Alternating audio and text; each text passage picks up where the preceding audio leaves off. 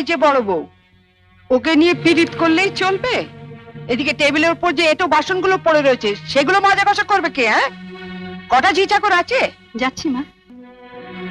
চলো না দিদি, আমি তোমার সঙ্গে হাতে হাতে কাজ করি। ও বাবা, কি পীড়িত রে! দেখবো দেখবো কত কাজ করতে পারো। দেখি তোমার বাবা মা কি গয়না পরিয়ে শ্বশুর বাড়ি পাঠিয়েছে। হ্যাঁ? গলার ওই দুটো সোনার না ইমিটেশন? আমার মা বাবা নেই, ছেলেবেলাতেই মারা গেছেন। আমি মামার কাছেই মানুষ। ও, মা বাবাকে খেয়ে বসে আছো? ধন্যি মেয়ে। এখানে এসে আবার তো নতুন করে মা পেলাম। ও বাবা, কি কাব্য মারা কথা রে বাবা! শিখে নাও মেজো বউ, শিখে নাও। আমার বাবা ওসব ন্যাকামি আসে না। নাও, খোলো দেখি হাতটা। দেখি দেখি দেখি দেখি, ছোট বউয়ের মুখখানা দেখি। তোকে আবার কে খবর দিল? বা, রন্টুর বউ ভাতে যাবো বলে তৈরি হচ্ছে, হঠাৎ তনু গিয়ে বলল, তা মা, তোমার ছোট বউয়ের মুখখানা তো বেশ।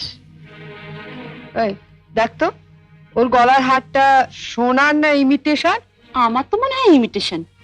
মা দেখেছেন আমার বিয়ের হারটা এখনো কেমন চকচক করছে? এটা তো মনে হচ্ছে না, কেমন যেন মেয়ের মেরে। এটা আমার মায়ের গয়না, মা মারা যাবার সময় মামার হাতে দিয়ে গিয়েছিলেন। এই সুটকেসে আরো আছে। দেখি দেখি দেখি, সরো সরো সরো না, বাপের বাড়ি থেকে কি আনলে দেখি।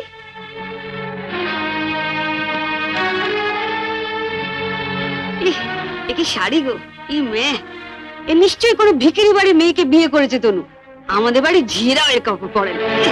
ছি ছি, দেখ দেখ, বাবা, লাল লাল হয়ে যাচ্ছে দেখি। পাউডার। মা মা, আমি ঠিক বলছি মা, এ নিশ্চয়ই কোনো বস্তি বাড়ি মেয়ে, নইলে বিয়েতে কেউ এরকম শাড়ি দেয়? দেখ দেখ, বাহ, এই শাড়িটা কিন্তু বেশ, তাই না মেজে বৌদি? মোটামুটি।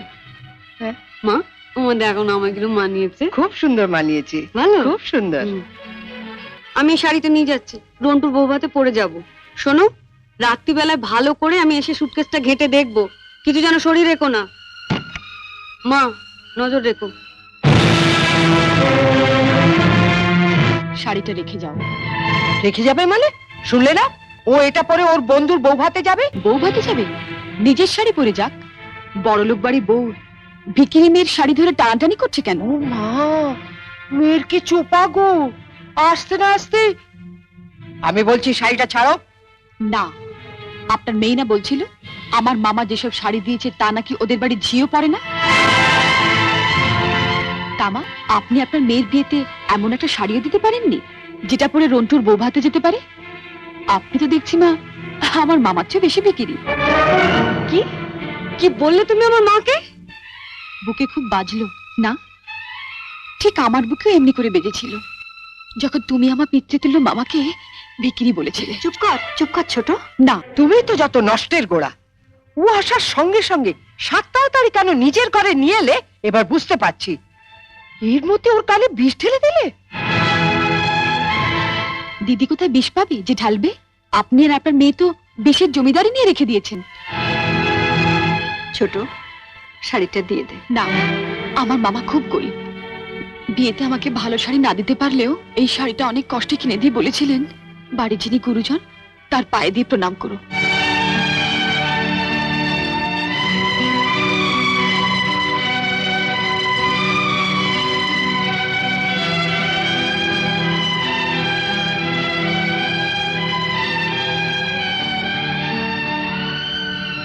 এ কি করলি হতভাগী? মা থাকতে আমাকে।